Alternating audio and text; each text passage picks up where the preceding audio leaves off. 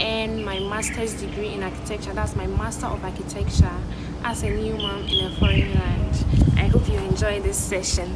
Okay, so 3 years ago, I started my master of architecture study in the Southeast University of China, and in my second semester I got pregnant. So I got a lot of questions from friends, from really close people, on how I was going to combine my studies with being a mom. And I actually had two choices: to either defer my course for a year, have the baby, and then come back to continue with my course, or just continue. And deferring the course was actually the easier way out. But for me, I think it was not even an option for me to consider. I really wanted to have my master's degree, and I really wanted a baby, so I just had to go for the two.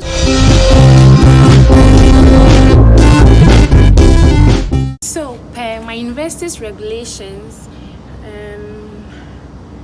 for a Master of Architecture student, you had about 3 years to take all your thought courses, about 29 credit hours. Alongside these courses, you are supposed to work on your final master's thesis plus a project. So because I knew I was going to have a baby in my first year, I decided to just register for all my thought courses. It wasn't that easy. I mean, all but one, which I couldn't register for due to some miscommunication between my Chinese friends and I.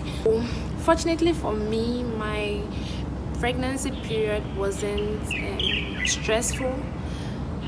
I had no symptoms that pregnant women usually experience: no vomiting, no feel of dizziness.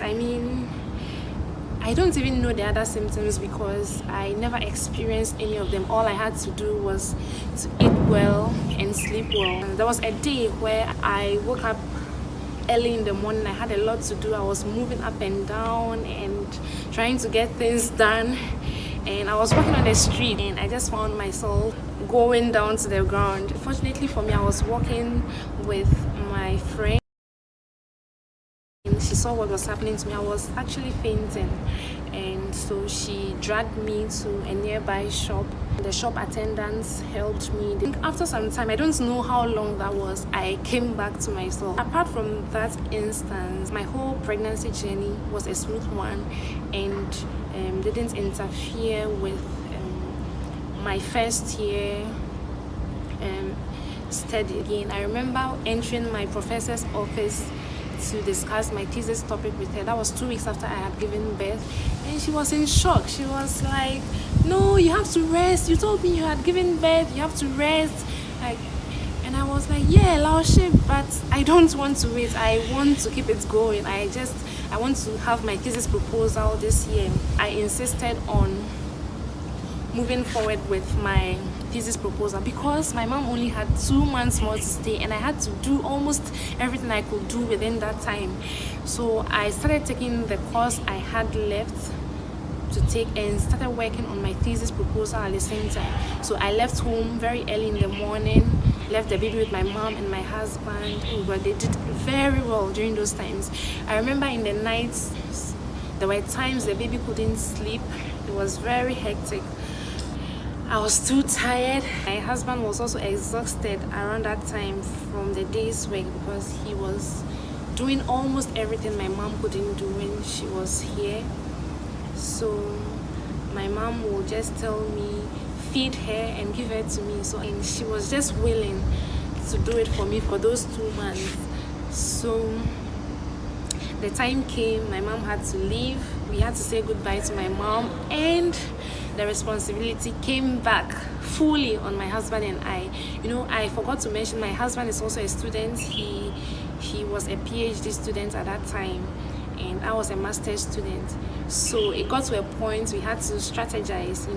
So from Mondays to Wednesdays, my husband went to school to work on his project whilst I stayed home to take care of the baby. And then on Thursdays and Fridays, I went to my school library to work on my project, and he stayed home to take care of the baby. And for the weekends, we both stayed home and did the job. So that was basically how we managed through our second year. And in my third year, however, there was a good news that really lifted me up, encouraged me, even pushed me to even do much better. And it's about the Green Talent Award. It's an award offered by the German government, the German Federal Institute of Education and Research. It looks out for high potentials in sustainability and then gives them an opportunity to do research in Germany and to meet other professionals in sustainability. So I decided to apply.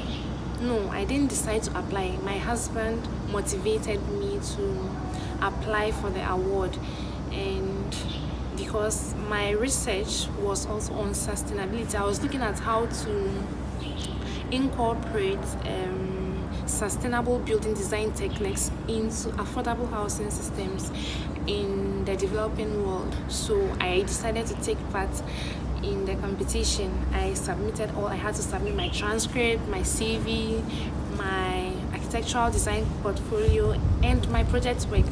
So I submitted the work, and at the end of my second year, I received good news. Winning the Green Talent Award changed my perspective about life. It made me begin to worry less about issues of life and all that. You know, I believe in God. I don't know about you, but I believe in God. And winning that award, being one of the 25 people out of over 800 competitors from around the world, I just felt it was just God who decided to strategically position me for that award above other people. I don't think I'm better than any other person who couldn't pick up the award but applied. But it was just God, you know. It's true that I have a good CV.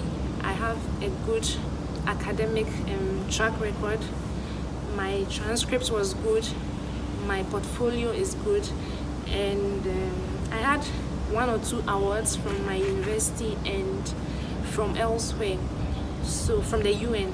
So I believe all that were in their right places, but I also believe there was a mighty hand behind all that happened to me. So I think this was the silver lining of my whole journey, of my whole master's journey, because it opened me up to a lot of opportunities, and I can't even measure the worth of that award in my life. After I picked up the award in Germany, there was an opportunity for me to go back to Ghana, and I was a bit lagging behind in my thesis, in my project work. So I think the opportunity came just at the right time. I went back home, and once again, my family, my mom, my sisters, my parents were so helpful to me. And my mom is a teacher, so she takes my baby to school every morning when she wakes up, and then I stayed at home and dedicated my whole time to my project work. She did that for over 2 months. Okay, so I came back to China after my 2-month stay in Ghana with my thesis ready. I was confident about it, and I came back to China, presented it to my professor, and I think from there everything else was history. It's history. I mean, I sit here now as a graduate and a mother to a 1 year 9-month-old baby, and I couldn't have wanted it any other way. This is just how I wanted it, and I feel so happy. And I just want to encourage someone today that there's really nothing that is impossible. You just have to pay the price for it. My Bible tells me that in Philippians 4:13 that I can do everything through Jesus Christ who strengthens me. So to me, there is nothing impossible. There is nothing impossible. Once you set your mind to it that you want to achieve it, you will be able to achieve it, of course, with the help of God. And also, one advice I would like to give to anyone in any situation is just surround yourself with good people. Surround yourself with people who motivate you, people who lift you up.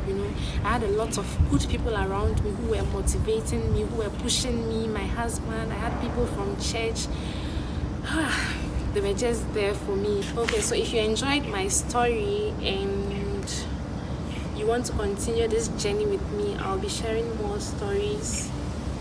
Not always stories, but stuff to motivate someone, to encourage someone, but I hope they all come from real life experiences. I'll be sharing stories of others as well, and also I'll be sharing stuff on China, like interesting stuff on life in China, and I think the list goes on. I can't even say everything. I don't even know about everything I'll be sharing on this channel. I'll just go as I'm led. And so if you're interested in knowing more, please stay. Thank you for watching. Subscribe, share with your friends, like, and support the journey.